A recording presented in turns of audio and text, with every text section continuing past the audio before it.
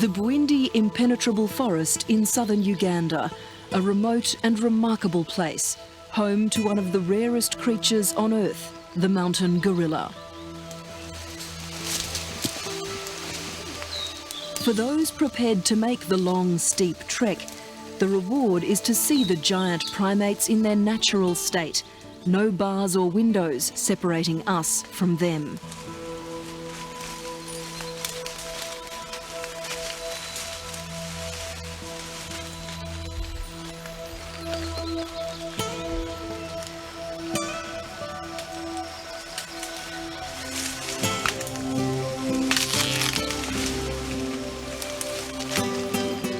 But life in the forest is no longer as it was.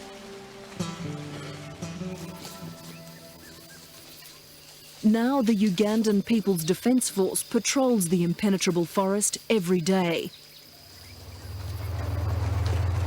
There's even an old Russian T-55 tank rumbling through the jungle. The soldiers were sent in following the murder of 8 foreign tourists by Hutu rebels last year.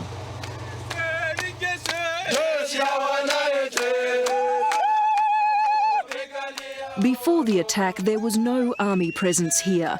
After decades of terror under Idi Amin, Uganda had actually enjoyed more than 10 years of relative stability. But the Bwindi killings once again wrote Uganda's headlines in blood. The place is secure because we are not having threats around since we came.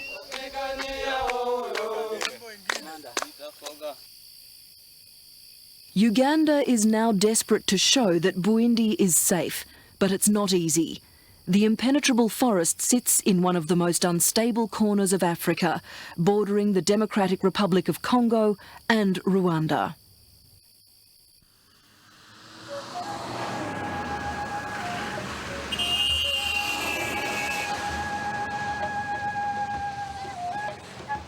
Our 500-kilometre journey to Bwindi starts on the equator. The road curls around Lake Victoria, source of the Nile and the second largest lake in the world.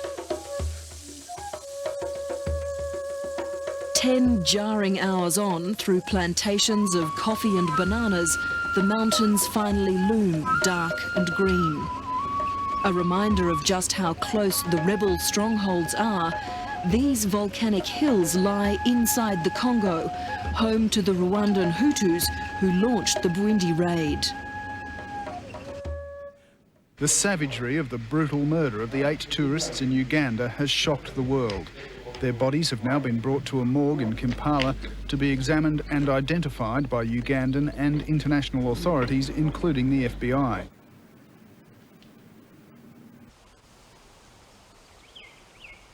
These are the rather eerie remains of what was Bwindi's most luxurious safari camp.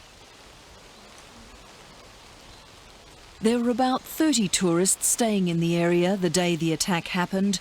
Most were still asleep when 150 armed rebels swept down the ridge and into the village. They looted and burned and killed as they went, and then marched 14 tourists off through the jungle towards the Congo border.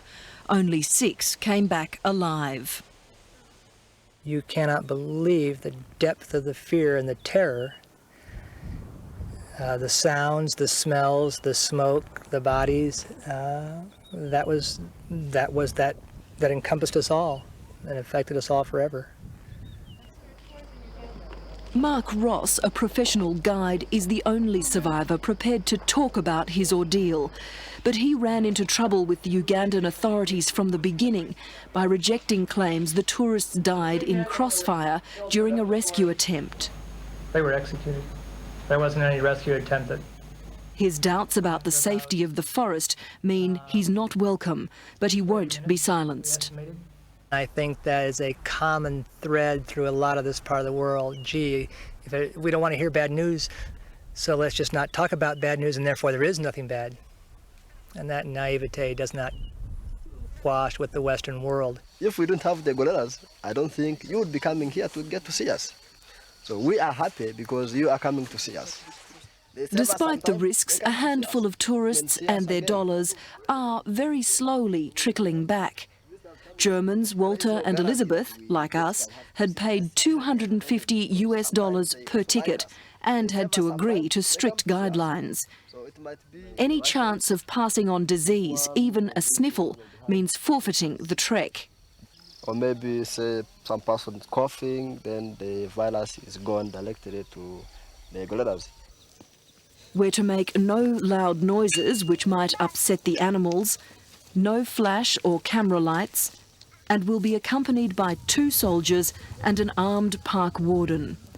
Even then, there's no guarantee that we'll reach our goal to spend just 1 hour with a gorilla family.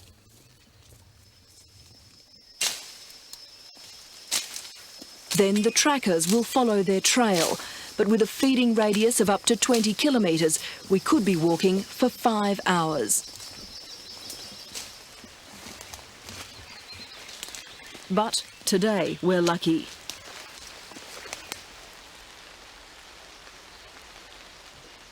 In under an hour, the trackers have found the group and we get our first glimpse, a black bundle up in the trees.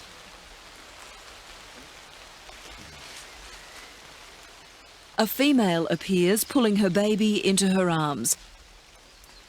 It's a familiar gesture from any protective mother. And then the silverback, the dominant male. It will be he who determines how long we can stay. And he soon moves off. Youngsters scrambling through the branches, following the leader.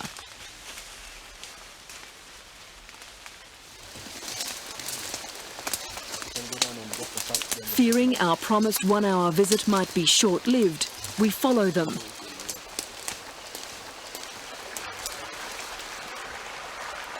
But the silverback has taken the gorillas to a creek, and when we get there, we're permitted an extraordinary viewing.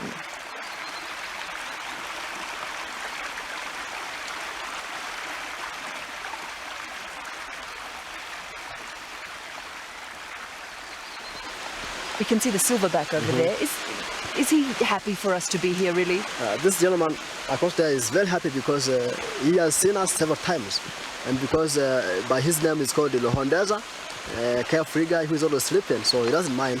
What he does is only to sleep after he's eating, so no problem. If there was to be some problem, we have been here for 35 minutes or maybe half an hour, he would have charged or maybe he would have sent us away from so closer we have got. So he has no problem. That's why you don't see him shout or maybe make noises or kind of thing. So what he does is only to protect his family. That's why you see him always behind.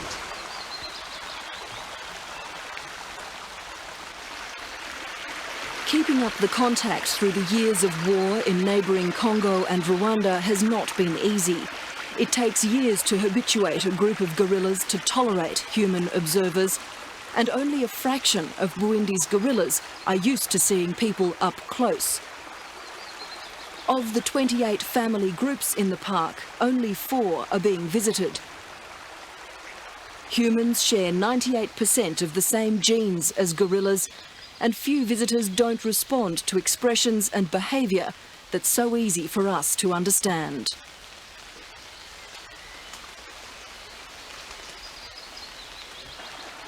Only 300 gorillas are now left in this forest, making them one of the world's most endangered species.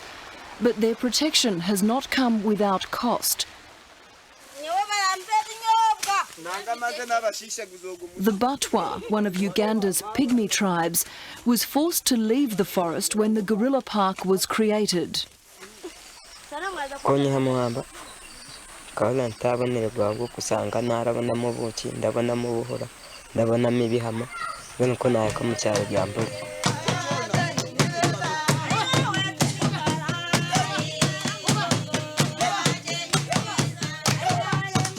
They used to dance for tourists. The few extra shillings often made the difference between eating and going hungry. But these days there's not much demand for their unique brand of entertainment. and in the villages they're treated like freaks.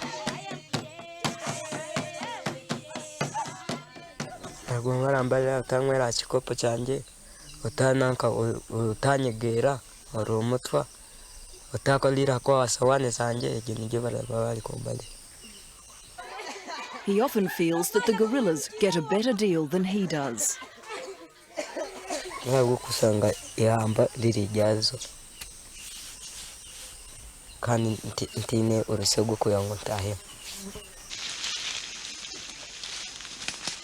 The damage to Uganda's reputation and economy is now so grave that the president has made it his personal mission to revive guerrilla tourism. They should come. They should come. I've been there. They should come. I was there to check the situation for myself, but also to give confidence to people who had developed fear for that very nice spot. I think until you've got a fairly solid political solution, you will not have a physical solution to guarding that part of the world.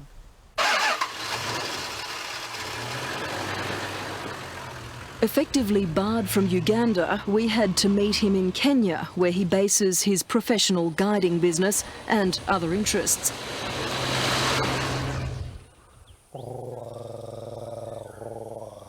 Along for this trip to a private game park was a New York book editor. The Bwindi incident is part of a memoir Ross is writing about his adventures in Africa. He's also sold film rights to Hollywood. But the Ugandan government is fearful that a movie would be no guerrillas in the mist. The president himself has threatened legal action. Yeah, I think we may have to think of putting an injunction on this fellow, a legal injunction, because he has no right to misrepresent the situation. Mark Ross resents his public enemy status in Uganda, more so because he and some of the other survivors want to return to Bwindi if he could only get the go-ahead from Kampala. If they asked you to come back and make your own assessment about whether or not it's secure, would you do that? I would. Yeah, I'd pay my own way and fly over there right away. Absolutely. I mean, it's a stunning forest. I've had nothing but great times there. With great people there, so I go back in a heartbeat.